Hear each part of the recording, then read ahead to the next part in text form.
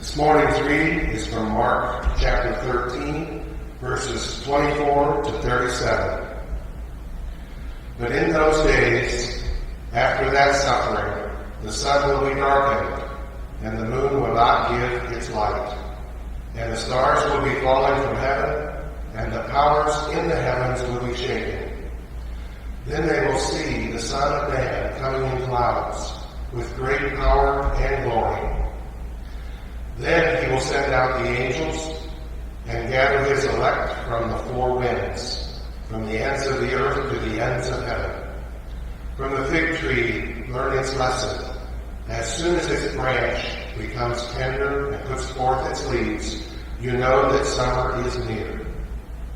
So also, when you see these things taking place, you know that he is near at the very gates. Truly, I tell you, this generation will not pass away until all these things have taken place. Heaven and earth will pass away, but my words will not pass away. But about that day or hour, no one knows, neither the angels in heaven, nor the Son, but only the Father. Beware, keep alert, for you do not know when the time will come. It is like a man going on a journey when he leaves home and puts his slaves in charge, each with his work, and commands the doorkeeper to be on the watch. Therefore, keep awake, for you do not know when the master of the house will come, in the evening, or at midnight, or at cockcrow, or at dawn. Or else he may find you asleep when he comes suddenly. And what I say to you, I say to all, keep awake. This is the word of God for the people of God. Thanks be to God.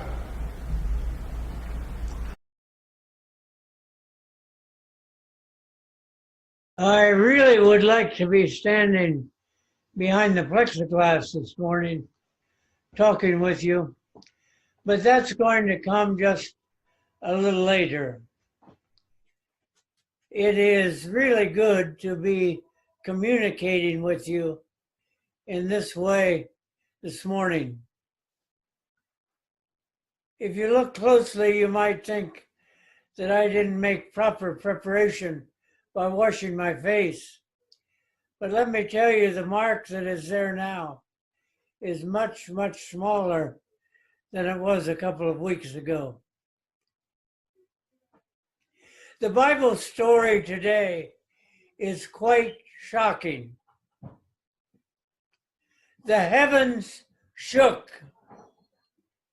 The moon did not shine. The stars fell out of the sky. This is not a lesson on astronomy. The point of the lesson is to announce the coming of the Son of God to the world. Last week, our lesson was about being ready for the coming of Christ. The world, many religious leaders, and a host of others are awaiting the coming of the Son of God. We celebrate this at Christmas. And the coming of the Son of God does not come as a surprise. It does not slip up on us. We are given signs and messages. And the reason we are given time to prepare, this is an event that has the potential to change us and the potential to change the world. That's why we are told in the Bible story this morning that the heavens shook, the moon did not shine, and the stars fell from the sky. The Bible writer wants us to know that this is no ordinary, everyday event.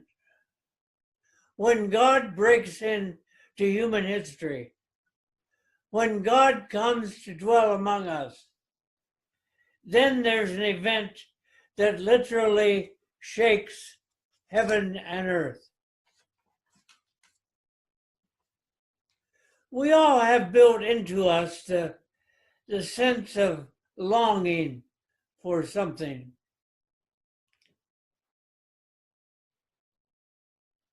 We do well at waiting for things that we know are coming. But even though we know they are coming, we have an anxiousness, almost an impatience in our wait. On Neal Avenue, close to where we live, there are bus stops. One at 7th, one at 5th. Signs are posted when it's scheduled to arrive. Nevertheless, I often see people not sitting calmly on the bus bench.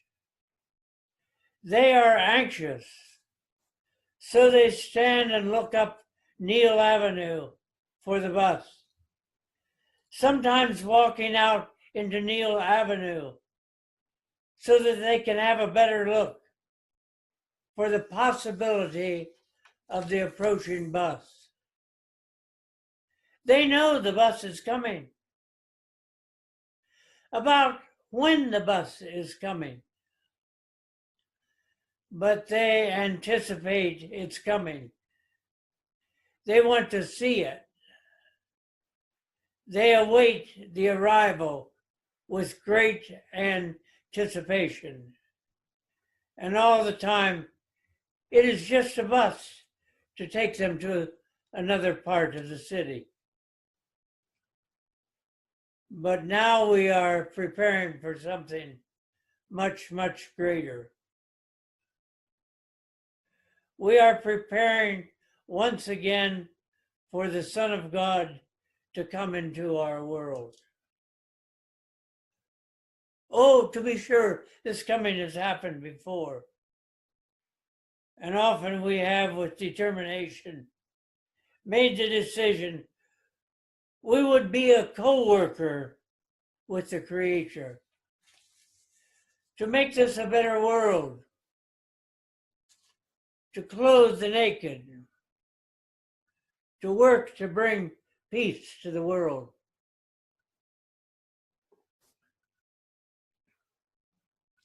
And we all work really hard to make this a better world. Ask us if we would do that, and we will say firmly and directly that we do.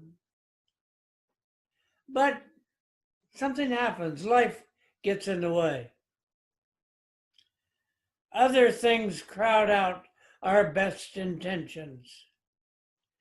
And so another year comes, and this year we really will work to make this a better world. We mean well, but finally we realize we need help. One evening, the great pianist Paderewski was scheduled to perform in a great concert hall. There were tuxedos, long evening gowns. Among the guests was a mother with a fidgety 9-year-old son. The mother had the wild idea that if her son could hear the master, he might see possibilities in his own piano playing and maybe practice his lessons a bit more. As she turned to talk with a friend, the fidgety 9-year-old boy broke away and suddenly was on the stage, on the piano bench, playing chopsticks.